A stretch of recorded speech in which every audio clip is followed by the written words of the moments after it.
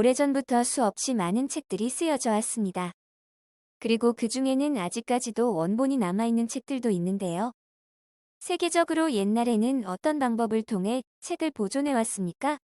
습기 제거, 햇빛 차단, 사본 작성 외에 다른 특이한 방법이 있나요? 안녕하세요. 지식틀지기입니다.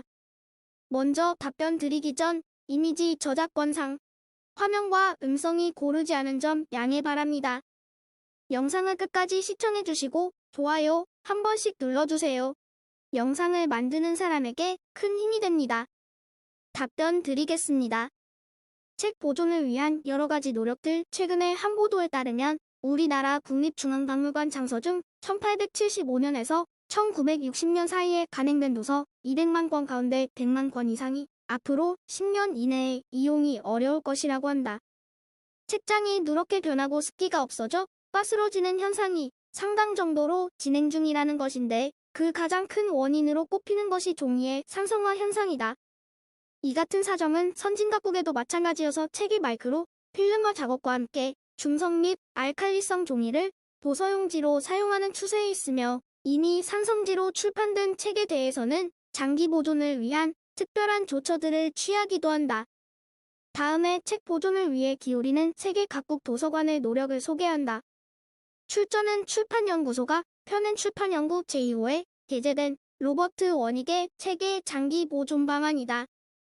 책 보존 기술에 있어서는 프랑스 국립도서관이 유럽의 어느 대형 도서관보다 앞서가고 있는 것으로 생각된다. 나는 파리 서남쪽 사블레 쉬르사르트에 있는 젊은 남녀들을 유심히 지켜보았다. 그들은 붓, 칼, 잉크와 풀을 써서 능숙한 솜씨로 망가진 책장과 장정을 고치고 있었다.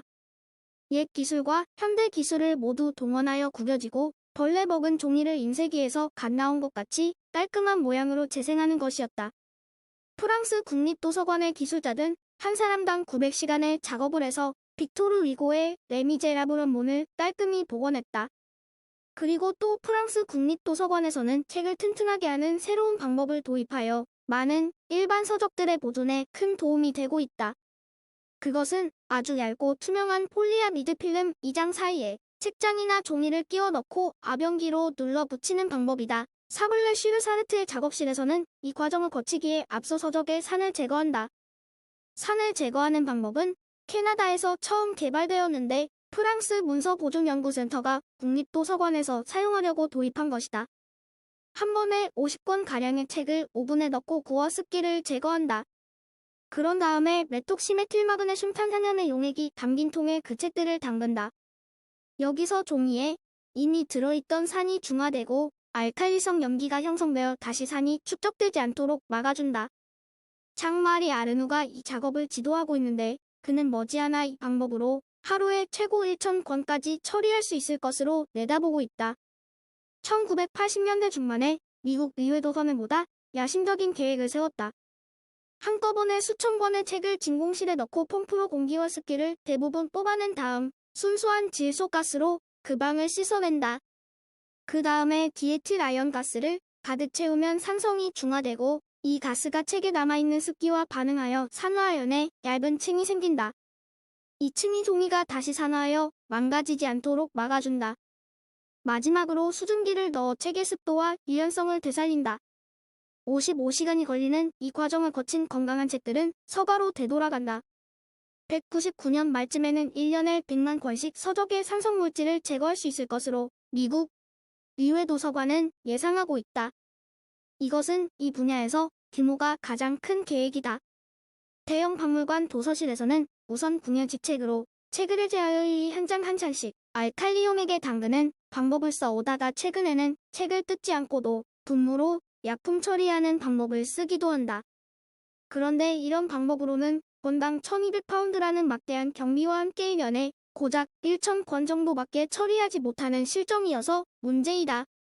그런데 최근에 책을 화학물질로 처리하고 감마선을 쬐어 산에 대한 종이의 저항력을 높이는 방법이 개발되었는데, 이는 전보다 10분의 1밖에 경비가 안 들고도 대량으로 처리할 수 있어 기대가 크다.